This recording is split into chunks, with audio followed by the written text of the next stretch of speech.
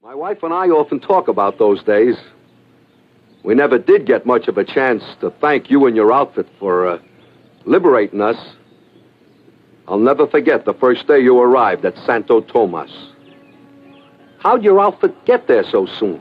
Well, it was all part of the stepped-up liberation of the Philippines. As I recall... You really want to hear about it?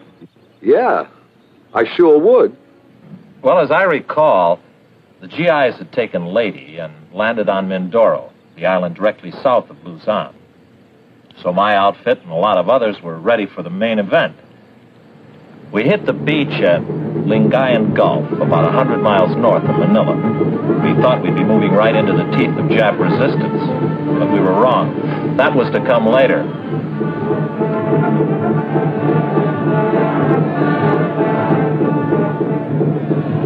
We pushed on down the valley toward Manila, cleaning out little pockets of resistance where we found them.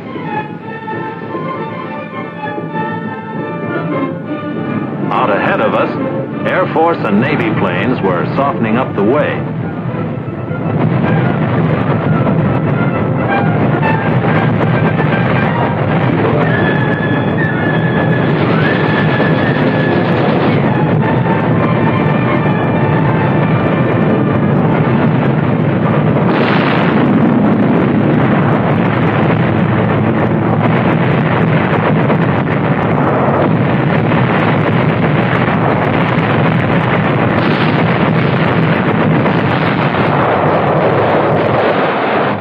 We moved cautiously forward, wondering what had happened to the enemy. And for a while there, it looked like we were tourists having ourselves a real ball. Along the way, one of the GIs picked up an innocent-looking piece of paper, which turned out to be a Japanese field order. It stated, "All Filipinos found on the field of battle were subject to immediate execution."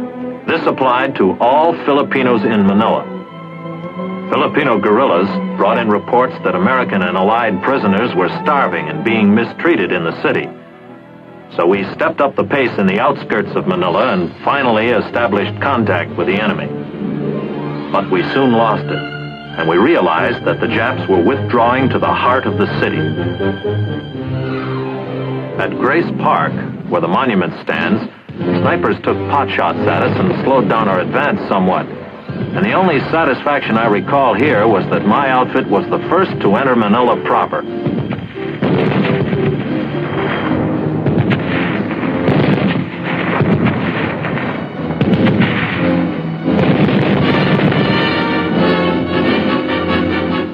A fierce battle suddenly developed in, of all places, Rizal Stadium, Manila's baseball park. The enemy had dug himself in under the stands, and we slugged it out with him with no cover.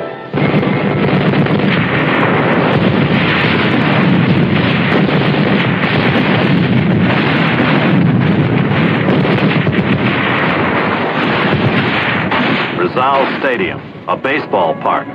No game today.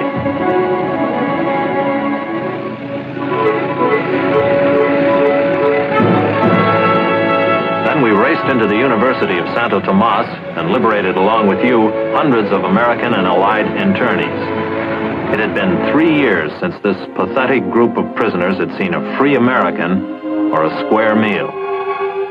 Everyone in Santo Tomas was fortunate that there had been U.S. Army and Navy nurses who had been captured on Corregidor to care for you during those dark years. After we arrived, wires were sent home by the internees, and many replies came back in a few hours, affecting some noticeably.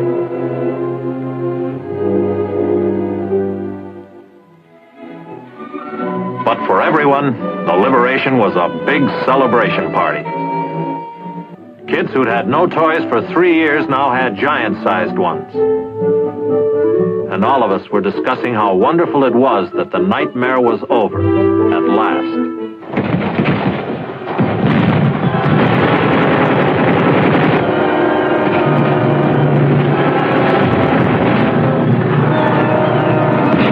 But the nightmare wasn't all over.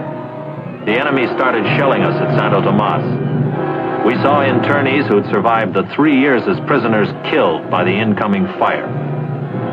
I'll never forget how the shelling of this non-military target continued for several days while we evacuated the seriously ill and injured.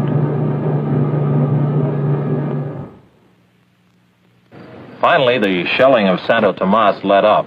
The Japs needed their artillery fire more urgently elsewhere. Then the internees were evacuated to the States, most of them by plane. But I guess you'd remember more about that evacuation than I would. I'll never forget it. If you'd been a few more days rescuing us, I don't think my wife could have held out. But she made it okay, thanks to you and your buddies. That's the way the ball bounces. You never know when you can help the next guy. Yeah. I remember when I left Luzon, the battle in Manila seemed to be getting worse. Yeah, it sure was. What with the excitement of going back to the States after being a prisoner for 3 years, I never did get the dope straight on how the final stages of the battle went. It's all kind of fuzzy in my mind. All I know is we won, but it was quite a scrap, wasn't it? It was rough. Yeah, I know. How'd you make out after I left? Well, we got ourselves a good taste of street fighting. Being jungle GIs up till then, we found we had a lot to learn about fighting in city streets and big office buildings. But we learned fast. Combat is one thing for sure, a good teacher. How'd you come out? Oh, me personally, okay, but not so for some of the others. The deeper we got into Manila, the more fanatical the Jap resistance became. They couldn't escape, and they wouldn't surrender, so they fought till they died, most of them anyway.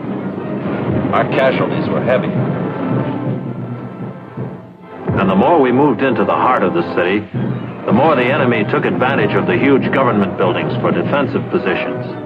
Some of the buildings had to be ripped apart stone by stone before we could continue our advance. The enemy defensive plan soon became apparent.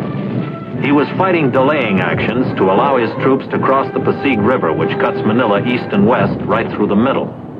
We pressed forward as fast as we could through fantastic tangles of broken buildings.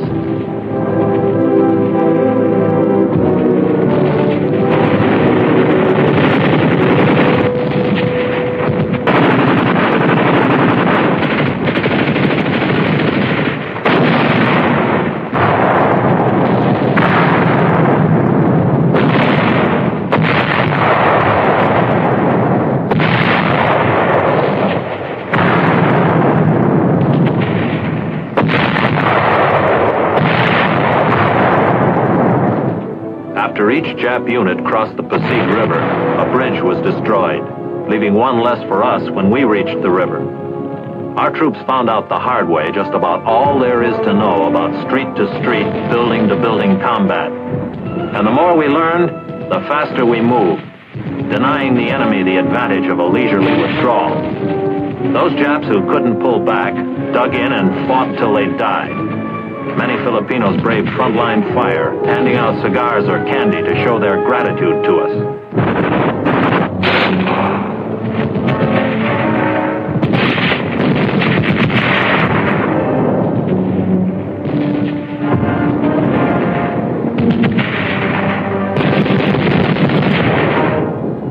The enemy had orders from the Imperial High Command: hold Manila or burn it. The torch was put to those parts of Manila the Japs could no longer hold.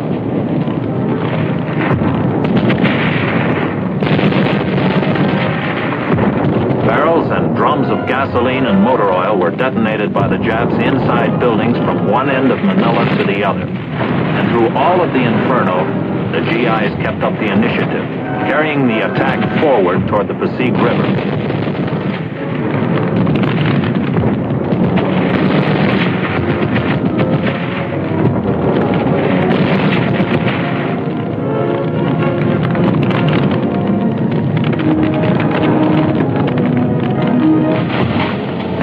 Firefighting equipment which had survived the street fighting was used, but it was hardly worth the effort.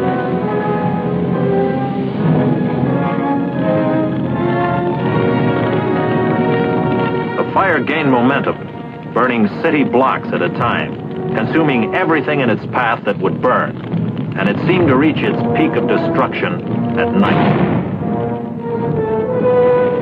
The Battle of Manila had reached a decisive phase. We were north of the Pasig River, and the Japs were south and moving into the famed old walled city called Intramuros. We kept the enemy pinned down with our fire while we brought up troops to prepare for a boat crossing of the Pasig.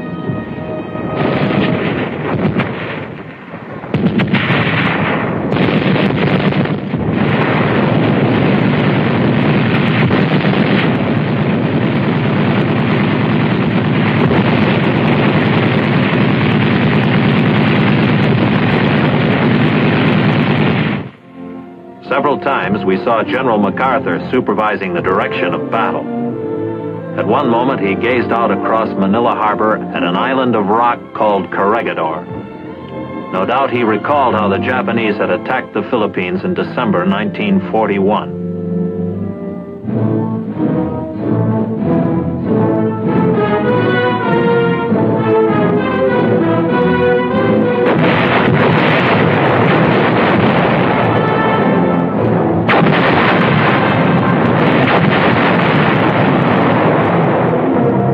Then in May 1942, the enemy swarmed over Corregidor. No doubt, too, the general had many times pondered the fate of his troops who were outnumbered, out of ammunition, food, and medical supplies, and thus compelled to surrender. The tide of hope had reached its lowest ebb for Americans when General Jonathan Wainwright sat at the surrender table, and the American flag was lowered on Corregidor.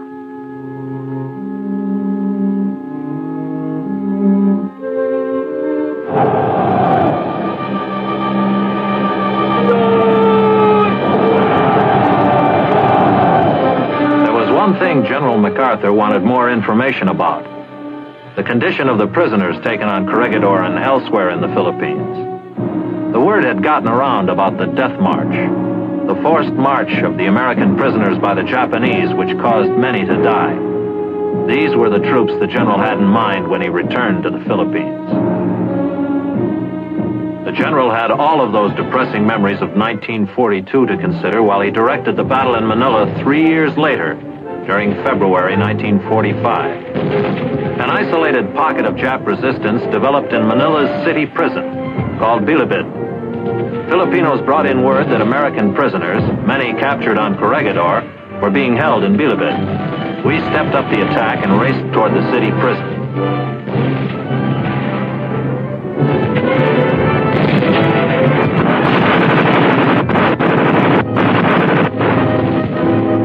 Inside Bilibid, we wiped out the Japs and found the GI prisoners starved, abused, old beyond their years, but possessing an undaunted spirit.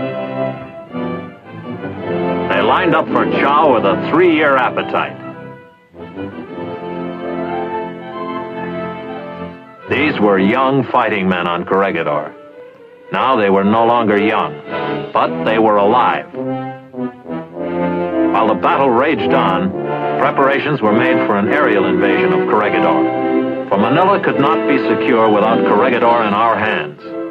A parachute jump would be coordinated with an amphibious landing on the island fortress. Air Force and Navy pounded the rock while the troop carriers flew in the parachutists.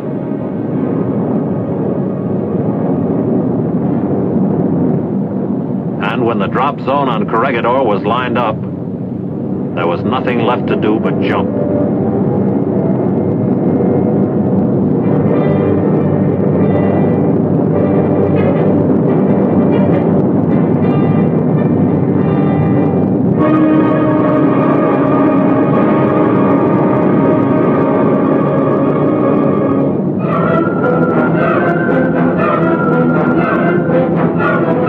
Supplies were dropped right where they were needed.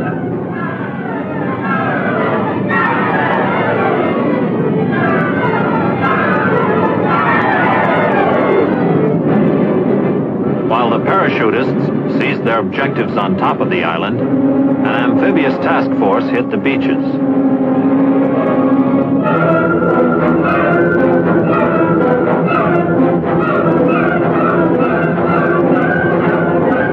An first, everything was delivered by parachute.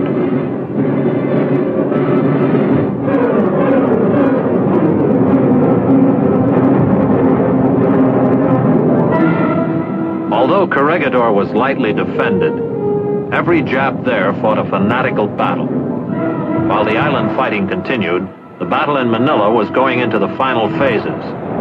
All of the enemy forces alive had withdrawn into the walled city south of the Pasig River.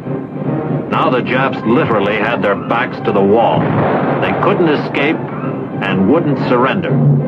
So we got set for the final round. The plan, roughly, was to concentrate our artillery, mortar, and small arms fire on the enemy while we crossed the Pasig. Wire communications were strung to assure the closest coordination of overhead fire.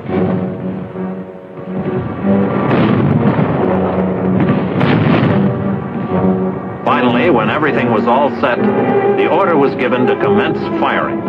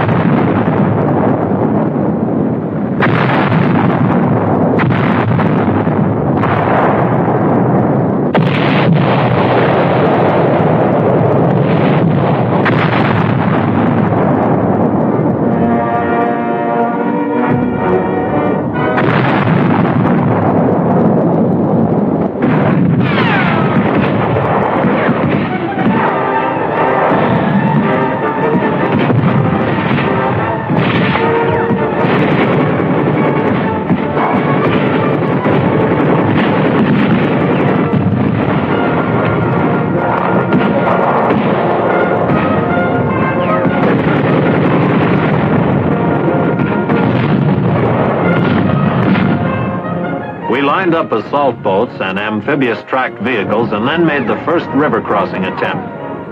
We had no way of knowing how successful our concentration of fire had been on the enemy in the walled city, but we found that they apparently were effective since the only incoming fire on us was small arms.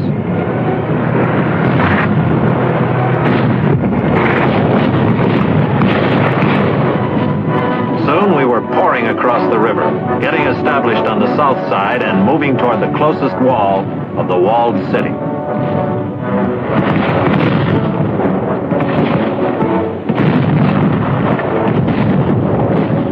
All of us knew by now that the toughest barrier of Manila was directly ahead, the 14-foot thick wall of intramurals. And while we approached our objective, our artillery and tracked vehicles gave us direct fire support.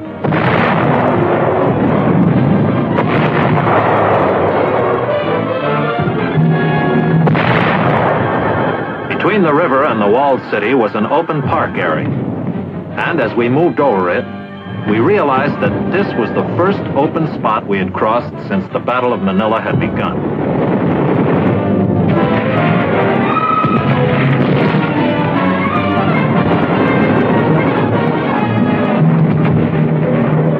The closer we got to the walled city, the more we saw of the effectiveness of our artillery and mortar fire in softening up the enemy positions.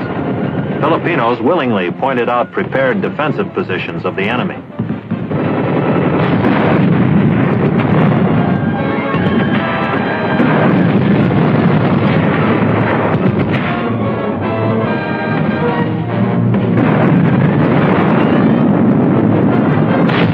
Finally, we reached the outside wall.